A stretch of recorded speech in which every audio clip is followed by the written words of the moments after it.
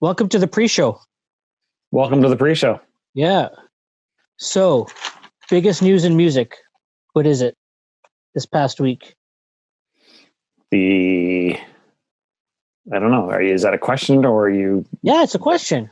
Did you watch the Canadian concert? I did. The Stronger Together. Stronger Together? Yeah. Big numbers. Huge. Oh, yeah, that's right. I saw you tweet about the largest. What? A third of Canada watched it. Yeah. Finally, we have now a Canadian event that is the most watched, the quintessential Canadian event, I think. Although I think I was 10 minutes late watching it. Drake must have paid a lot of money to be the closing. Only in Canada. Yeah. Does the Prime Minister come before Drake? I didn't get that. I didn't get that. Well, I knew Drake was coming on. I thought I had missed it because I hadn't seen it. But then I was expecting Drake to do a concert of some sort, but he just talked from his fancy living room. Yeah, from his fancy living room. Not too far from where I live, by the way, Greg. I pass his home every time I don't go to work anymore, but because I work from home. But if I were, I'd drive by his home. You drive by his home? Not directly by, but if I was like Bautista and I was on the bus, on top of the bus traveling, I could probably, back in his prime, throw a baseball and hit it. No, I could probably have to hit the baseball. But he's close by. His new house? His new house. Yeah, he's in the Bridle Path. Yeah. Yeah. Don't you know where I live? I'm starting to question. So that was not the biggest news in music, though, Greg. So you were baiting me. Yeah. I think the biggest news in music was the biggest concert ever held.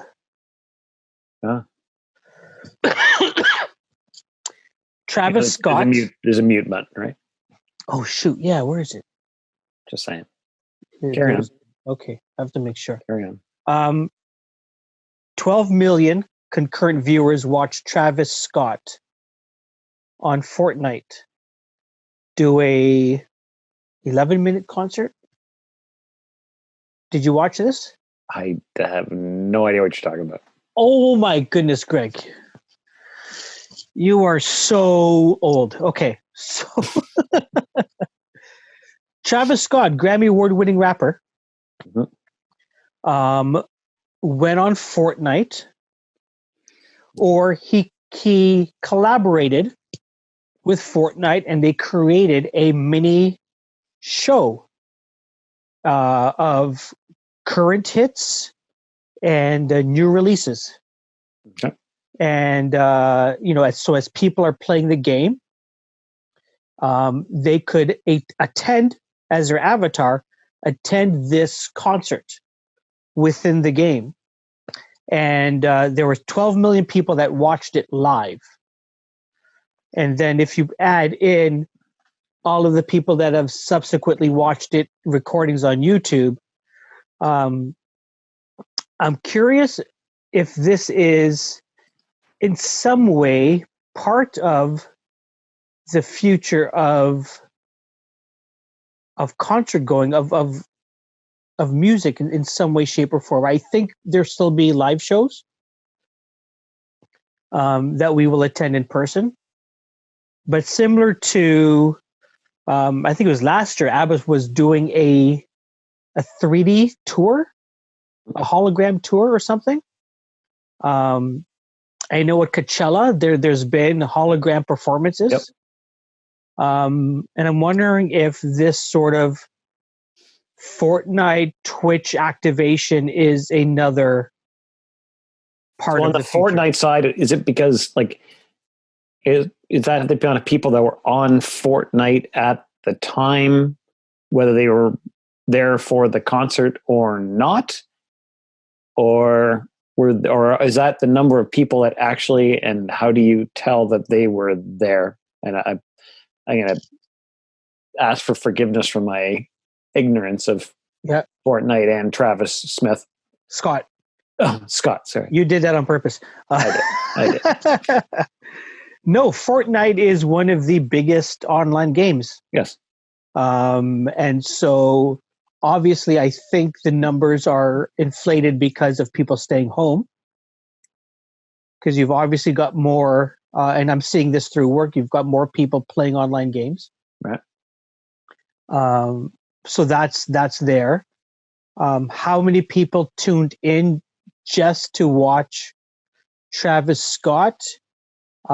If they're not a Fortnite player, they probably wouldn't have. Right. And they would have waited for the sort of recordings to all come out. Right. Because people will take their streams on Twitch and upload it to YouTube. But I had seen a couple of articles, I think right before it happened, or soon after it happened. Go. See how I did that? There you go. And I paid no mind to it, but I said, "Oh shit, I better pay attention to this because this sort of touches two of my worlds, both the music, and the gaming side of things." Your kids, but my son will and my niece consume music this way. My son does not understand concerts yet. He doesn't get why he can't. That's because you're a bad dad. I've taken him to concerts. Okay. All right. But he's at that age that it's like, why can't I listen to the music that sounds really good on Spotify or on YouTube? Why do I have to go in there? Have you taught him that it really doesn't sound that good on Spotify? But anyway, carry on. Quality wise. Well, that's right. That's the debate that everyone's having, whether digital sounds as good as analog or whatever the case may be, right? Everyone is used to analog, there's CD, and then there's streaming. So yeah, but everyone listens to music, and when I say everyone, I mean most shitty people. iPods. Yeah, the same earbuds you and I are wearing right now. Mm-hmm. Mm-hmm. How they listen to it. It's not lost on me. I mean, I'm guilty of it. Right, so they're listening to it on their phones. My niece, 24/7, when she's at home, at the dinner table, or when we're all gathered in the living room, has her earbuds in, listening to. Sure, it's not you. Music on Spotify. No, it is not. It is not me. Come on. Yeah, no, I realize that for sure. So I would like to think that I would see. This is two different things. So the Travis Scott thing on Fortnite streaming to the earbuds. Yep. I got to question the quality of that.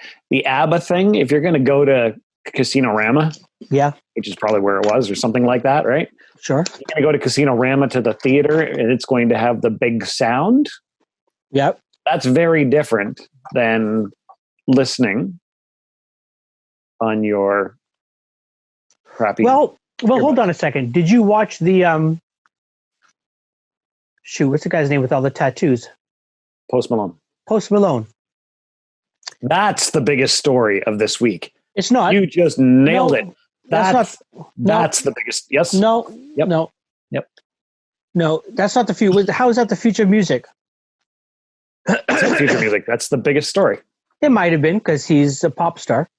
That was what made that story. What made that story was how many people, including myself, minds were absolutely blown by the fact that Post Malone pulled that off. Wait a second. Did you not watch, I don't know if it was the Grammys or one of these award shows where he played with your favorite band? Smashing Pumpkins? No, Red Hot Chili Peppers. I did not see that. How did I not see that? So he played with the Red Hot Chili Peppers. And when I saw that, I said to myself, is he changing now from a pop, like a pop singer? Yep. Pop/rap. I don't consider him rap, but pop singer to getting into rock. But then he's released at least one album, if not two albums, since then, and he still sort of stays in that pop lane. And so when he did this, I'm thinking, okay, who is Post Malone? Does he really want to be a rock star? And I think that might be one of his songs. Or does he want to be a pop star? And I think he wants to be a rock star, but he figures there's more money for him right now in pop music. And so I was not surprised that he pulled it off because, because he played with the Red Hot Chili Peppers. Yeah, I don't know. I didn't see that. So, and but I do know like Dr. But it was good. And a bunch of people were like, holy shit, where did this come from? But you only see, but that again, old white people with white hair. Right? We're gonna have to tag the good doctor in on this, but go ahead. We have to carry on with great hair. He's got beautiful hair. He's got the best hair. Why do we keep coming back to his hair on our podcast? Because I think we're jealous. That's probably it. That's probably it. Hi, the following podcast is brought to you by Radical Road Brewery, the best craft beer in the heart of Leslieville. Find them at 1177 Queen Street East. That's Radical Road Brewery. Hey, what's up, people? This is your boy, Uncle Vin Rock from the Grammy-award winning legendary hip-hop group, Naughty by Nature, and welcome to the music.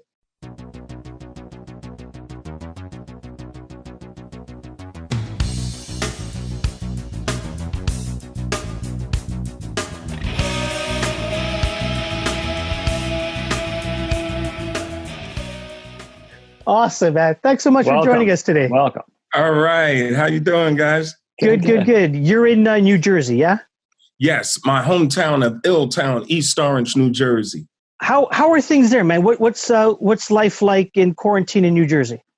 Well, I mean, this is my hometown, and for one, I feel so blessed. I made a conscious decision to move back to my hometown about 5 years ago. I've been working close with the mayor and his administration and every segment of local government. So while this pandemic is going on, not only am I helping out, but I definitely have direct access to the local authorities to make sure I'm safe, my family is safe, and, my community is safe. But, again, I live in an urban community and it's basically minorities here. And as people know, this pandemic has disproportionately affected our communities. So I have people who work in our local hospital, East Orange General Hospital. As a matter of fact, I have a childhood friend who's on a respirator right now. He's not looking good. I have a guy who works there, and he's one of the few people who could even get in there to see him. So we're dealing with it here. And, my girlfriend and I are home quarantined. And, we're staying safe, but doing what we can to support our local government and our community as a whole. That it's interesting that you brought that up, Vin, because not a lot of people, well, at least here north of the border here in Canada, have talked about how this, we talk about how we're all in this together, right? Literally the whole world has been impacted by this, not just one city, not just one country. But no one has talked about that there's a sort of an invisible population that no one's talking about it. And, you talked about yourself, the African-American population in the States have been disproportionately impacted by this, and so I start thinking about, what about all these homeless people that don't have a home to quarantine in? Right. What you're involved with your local government there. Why has this impacted the African-American community so much more? Well, for one, I saw a report, before I get to that, on the homeless population, especially in New York City. They surveyed around 10 to 16,000 homeless people. Virtually none of them contracted COVID. And perhaps it's because they're exposed to the elements and they have a stronger immune system, But when it comes to the African-American and the Latin community, the normal inner city community, it's based on bad diet and underlying health conditions. So, in our communities, we tend to have diabetes, hypertension, a lot of salty foods. And these are the kinds of conditions that once COVID, you contract COVID, it just ravages through the body for some reason. People with respiratory problems, it just happens. So in our communities, if we're disproportionately have bad health and not necessarily have access to the best health care, you're vulnerable. Yeah, that's into something that I think we see a difference between up here in Canada and what you guys are dealing with in the States is that access to healthcare. I mean, that's got to be playing a huge impact on people getting care. Right. So for the life of us in America, we're like, how come other countries, Europe, Germany, Canada even, they're able to have universal health care plans out there and, their country is able to care for their citizens and we just can't get it together. Everything is privatized and, either you can afford it or you can't. And even people who are affording it can't afford it, especially when it comes to these prescription drugs. So it just is what it is. And we live in an entirely different system here that, is being addressed, but it has to be corrected. Not only addressed, but actually corrected. Yeah, yeah. And you listen, you're not just staying at home. I've read you guys have done some amazing things.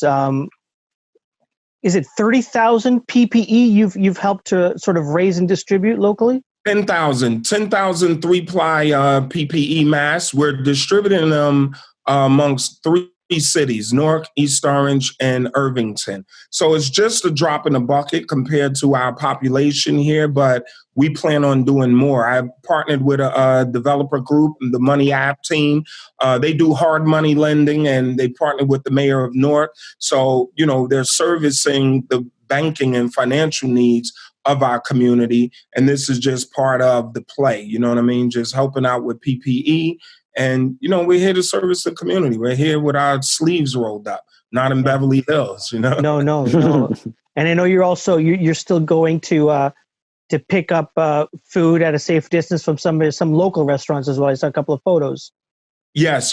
Us and, that's our friend's restaurant, right? Sadia, my girlfriend's best friend, Sadia. So, we're cooking a lot more at home. My girlfriend, because she's a bartender, but we're cooking a lot more at home. However, we still do go out and support our local restaurants, So we have a lot of friends who have restaurants. We frequent our favorite restaurants, the ones who are open. And, we like to advertise and help them out in this times. It's crazy, unprecedented times. It's funny because we were just talking about this earlier that, where we normally record from in Toronto is a micro or macro brewery called Radical Road just outside of Leaside downtown. And they actually had to put a notification up today that they've sold out of takeout beer because they have their sort of bottle shop. And they've sold out and they need 2 days to replenish. And that it's amazing that we're changing our behaviors. We're supporting local more than we ever did before, it seems. Yeah, it's crazy. Actually, there's a place, Hook and Reel here, that they, sell snow crabs. Well, it's a seafood restaurant. They sell crabs, period. But people love crab for some reason. And the restaurant got shut down. And people are doing takeout. They were doing delivery with like DoorDash or what have you. Yeah. They stopped doing that because the demand was so high. So you could only walk up and walk into the restaurant to place your orders. You can't even call in ahead. So they're like, well, our business is exploding. We can't even keep up with the demand now. That's crazy. So there's a shift. I mean, everyone is definitely new to everyone, but there's a great shift. It's definitely a new world, and we all have to adapt, to the new norm. Yeah, you guys also did that. That I don't know. Is it the house party with New Kids on the Block? That song that just dropped not too long ago. Oh my goodness, yes, that song just dropped about 4 days ago. Yeah. But even prior to that, we did the Hip Hop Array remix with Rita Wilson, Tom Hanks. So you look at that and you go, Rita Wilson, Tom Hanks, Naughty by Nature. Like Right. whenever are these two ever gonna meet outside of coming together to raise money for a pandemic? Like Exactly. so I've heard you tell the story, but when was the first time that you saw her video? It was one late night. I was up about 1 a.m, and a fan inboxed me, on Instagram. Was like, "Hey, Vin, have you seen this?" And she had just posted the video. Yeah.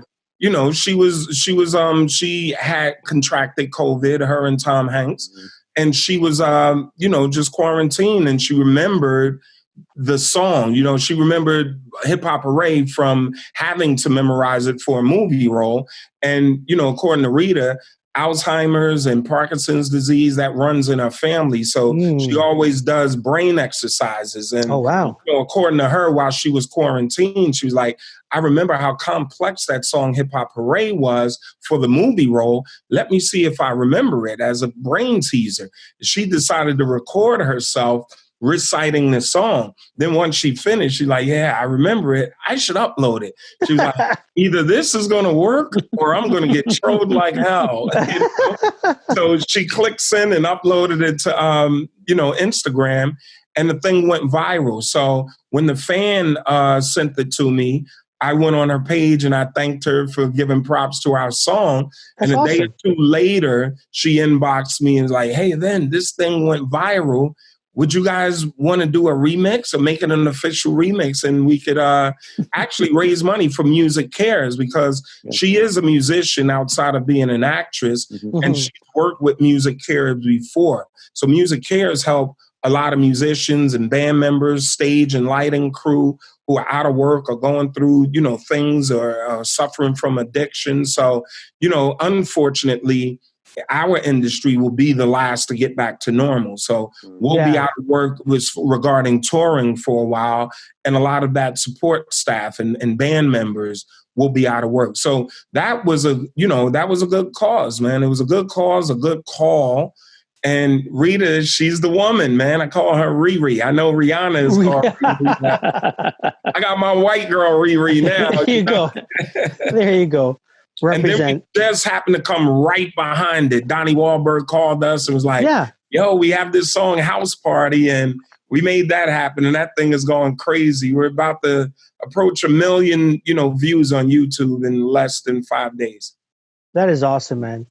That is really, really good. How did you get involved with like community and local government? Well, we've always been that way since hands-on. I mean, unfortunately, we are street kids. So we come off the block, and we're not proud of being street kids and curb serving back in the day. But, hey, we were serving the community. We were part of the community. And I don't know if there's any honor in trying to look out for your block while you're there. I mean, there's certain things you have to do to keep peace on your block. You don't want chaos on your block if you're out there running business. So you have to mind the neighbors. You have to be courteous to the neighbors. So we've always, participated in that level. But once we came off the streets and we were Naughty by Nature and were successful, we've always had our community since high school support us. Yeah. So once we came up as Naughty by Nature, we were always involved in the community. We were always hands-on. We would always, throw block parties and give the kids some stuff to do. And we learned how the political machine worked, because one time we wanted to have a block party. Well, take the block party off the street. Because, we lived on city streets, and we would just throw impromptu block parties, and it would just totally congest the streets. Us trying to be, responsible, said, hey, let's go to the park, and we want to bring this thing to the park, but we knew we needed a permit. And at the time, when we would go to the city for a permit to have a block party in the park, they would give us all kinds of excuses why. And they wouldn't care if we just jammed up the streets. We were like, look, our kids deserve better than this. Why can't we? So we learned this exercise. Hey, take all of the kids up to City Hall and council chambers for a city council meeting, and let City Council explain to 500 kids why you can't have a permit to have a block party in the park. So once we did that, standing room only in the middle of council chambers in the middle of summer with no air conditioning in council chambers, we got our point across, and I'm sure they didn't want that to happen again. So we learned that process. And from there, we had a community organization, a lot of politically community active people, and we just always supported them and engaged them from that point on. Yeah, that's really, really cool. Let's go back to 1987. You remember back then? You guys were in a talent show. Yes. The same crew, under a different name, I think, though. The New Style, yes. The New Style. Same sort of music, same sort of energy? Yeah, definitely. When we were in high school in 1987 is when we first got together for our first talent show. KG is 1 year older than Tretch and I, so he graduated in 1987. We were juniors that year, and Tretch and I were, K was a senior and Tretch and I were juniors. We didn't graduate until 1988. So, prior to that, 2 years prior to that, in 85, we initially got together, and we weren't really competing locally, but we were just getting to know each other. Yeah. So I guess it was like 87 was the first time we decided to do that high school talent show for KG's senior class. And at the time, we come from the era where you would just perform in local clubs and just show what you know without any records playing on the radio, without any music videos happening. And at the time, for that first talent show, we didn't even have a name for our group. So we just had routines. And for our routine, we scratched in at the beginning the Beastie Boys song, "It's the New Style." Yeah. So once the show went over well, and all the dust settled, the next morning we were like, wow, that was great. You know what? We need to call ourselves the New Style. And that's the name we stuck with until 1990. That's so cool. That's awesome. How soon after winning that talent show did you guys say, hey, let's take this as far as we can? Like, was there ever that conversation of we can make something happen out of this? Or was it like, this is just something to keep you occupied? Yeah, well, we always did it for the love of the culture and just to be down. But when we did that first talent show, we realized we had something and, we could get a rise out of the people. Yeah. So after that talent show, we began competing locally around town. So in particular, there was this club, Club 88. They had the Tough Teen Talent Competition. So we would always go there and compete. And we always had a big following. So back then the crowd would judge who was the best. So it would probably be about 8 other groups there. And the New Style would always come in and win. So the other acts were saying, hey, New Style brings so many people and, they have bias. So they switched the rules and began having judges judge these talent shows. And it was when we kept winning with judges, judging the talent show. That was the moment we said, you know what? We sort of mastered our backyard here in New Jersey. Perhaps we could take our talents over to New York, the epicenter of hip hop. And back then, if you weren't from the 5 boroughs in New York City, you may as well have been from Alabama or Kentucky somewhere as far as New York was concerned. So that's how they looked at Jersey boys. So for us to pursue hip hop in New York, I remember getting booed right out of New York. So that was a challenge. Because you weren't from there. Strictly because you weren't from there. If you weren't from the 5 boroughs, you couldn't be down with hip hop. That's crazy. When did you guys meet Queen Latifah? When did that happen? We've always known Queen Latifah. As a matter of fact, I grew up on this block called North 15th Street.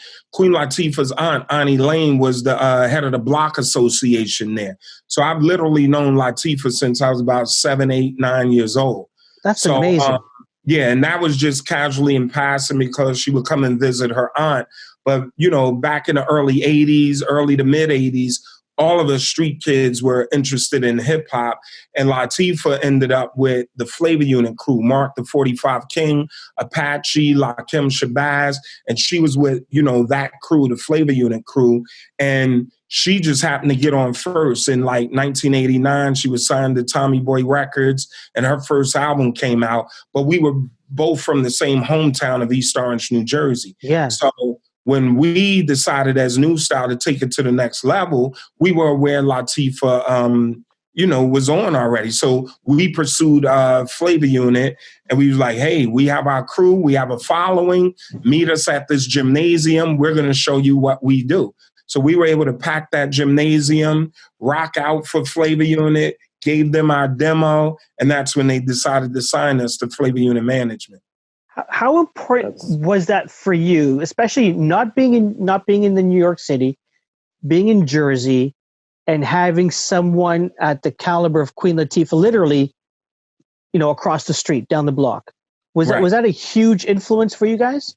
Yes. As a matter of fact, the Jersey hip hop scene was huge because, just maybe 20 minutes away from us was the Sugar Hill Gang and Sugar Hill Records. So Sylvia Robinson and them, they were big. Bismarcky and Cool V at the time, they lived in Jersey. Cool V is from Elizabeth, New Jersey. So the Bismarcky and Cool V were our mentors, our hip hop mentors back then. And then all of us, Redman, Lords of the Underground, Artifacts, Wyclef, Prize, Lauryn Hill, all of them, we all came up together just in the local hip hop circuit. So for Latifah to sort of break out first, and plus she was from our hometown, it was easy access. So we were familiar with each other from the local scene. So it was definitely very important that we had those relationships and that access early on. So what was it from that local scene that, like, even the names you mentioned, like, it just, like, the influence that came out of there versus the five boroughs? You know what I mean? Like, yeah. Like, what was it that was special about that scene? Well, I think all of us had a chip on our shoulders because we were stepchildren when it came to hip hop, and it was just geographical discrimination, Yeah. Just because you're from Jersey and you're not from the five boroughs, you're not authentic hip hop and you can't be down. You're welcome to come and observe, but you're not down to participate. Yeah. So we always had that chip on our shoulder as Jersey artists and Jersey MCs that we want to show New York City that we can be down and we're just as good as any of them over there. Yeah. That is crazy. All those names that Greg said, you just took me back to, like, university days, right? And, like, 1991, my first year of university, that's when OPP came out. Yes. How do you know that a song is going to be like a hit? Like, did you know, like, to this day, my son is 14. He has no right to know that song. You know what I mean? Right.